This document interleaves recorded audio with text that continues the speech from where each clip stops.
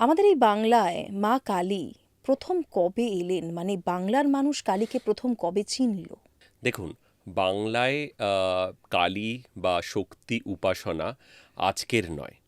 আহ, বাংলায় চৈতন্য পূর্ববর্তীকালেও কিন্তু কালী বা শক্তি উপাসনা হতো, কিন্তু তখন যে উপাসনাগুলো হতো সেগুলো খুবই গুপ্তভাবে, কোথাও শিলাখণ্ডে, কোথাও বা ডাকাতরা আর কি কিছু লুট করতে যাবে তার আগে মাকে তারা পুজো করত। আবার কোথাও কোনো গুপ্তভাবে বলি প্রথা ছিল, সেখানে হতো।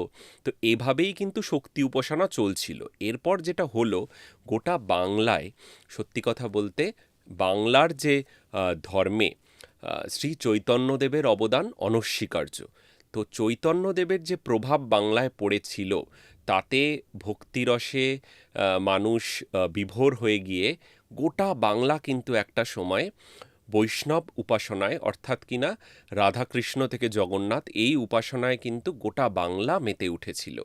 এবং তার জন্য অবশ্যই শ্রী চৈতন্যের প্রভাব, ওনার যে ভক্তিরসের প্রতি ওনার যে গাথা, ওনার যে বাণী, ওনার জীবনী, এটাতে আমরা প্রত্যেকে কিন্তু অনুপ্রাণিত হয়েছিলাম। কেন অনুপ্রাণিত হয়েছিলাম?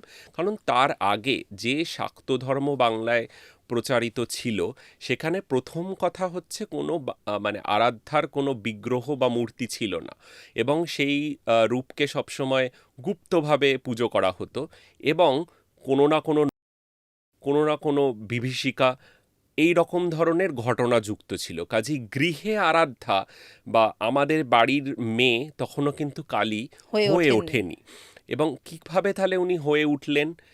একে তো চৈতন্যর প্রভাবে সেই সময় বাংলায় কি বলে, রাধাকৃষ্ণ জগন্নাথের যে জোয়ার ভাসছে, সেই সময়ই আমাদের বাংলাতেই কৃষ্ণানন্দ আগমবাগীশ নামে মায়ের এক ভক্ত, তিনি মায়ের রূপকে কল্পনা করার চেষ্টা করলেন এবং মাকে বারবার ডাকতে থাকলেন যে মায়ের রূপ কীরকম, তুমি যদি আমাকে একবার দেখাও। তো উনি যে স্বপ্ন পেয়েছিলেন যে পরের দিন সকালে উঠে যাকে তুমি দেখবে সেটাই হবে আমার রূপ। তো উনি সকালে উঠে উনি যাকে দেখেছিলেন, তিনি আহ, একজন কৃষ্ণবর্ণের, একজন একটু নিচু সম্প্রদায়ের এক বালিকা, যে আর কি কাজ করছিল এবং গোবর লেপন করছিল, লাল পাড় সাদা শাড়ি। এই অবস্থায় উনি যখন কৃষ্ণানন্দ তাকে দেখলেন, উনি তার জিভ কেটেছিলেন দেখে। তখন কৃষ্ণানন্দ ধরে নিলেন যে এই হলো দক্ষিণা কালীর রূপ।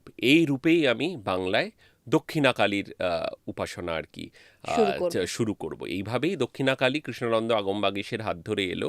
অবশ্যই এর পক্ষে বিপক্ষে অনেক রকম যুক্তি রয়েছে, কিন্তু আপাতত মানে আমরা সেই যুক্তিতক্কে না গিয়ে যেটা সবথেকে বেশি প্রচারিত সেটাই আমি আপনাকে বললাম। এবং এরপর কিন্তু ক্রমাগত যত দিন গিয়েছে মায়ের বিভিন্ন রূপ আমরা দেখতে পেয়েছি। একদম। মানে এই যে দক্ষিণা কালী, এবার কালী তো পুরাণেও আছে। মানে এই নয় যে, দেখুন কৃষ্ণানন্দের গল্পে উনি বলছেন এরকম একজন জীব কাটলো, তাকে ভেবে বাংলার দক্ষিণা কালী হলো, কিন্তু পুরাণ তো রয়েছেই। এবং পুরাণে যে শিবের বুকে মা কালী মানে শক্তি যিনি, তিনি যখন পা রেখে জীব কাটলেন, সেই রূপের বর্ণনাও পুরাণে রয়েছে। মানে কাজেই প্রামাণ্য হিসেবে আমরা কোনটাকে ধরে নেব সেটা যেরকম বিতর্ক থেকেই যায়, কিন্তু কালীর একটা রূপ, জিব্বার করা রূপ, সেটা কিন্তু পুরাণে উল্লেখিত। এই নয় যে এটা একেবারেই একটা বাংলার লৌকিক রূপ, তা নয়।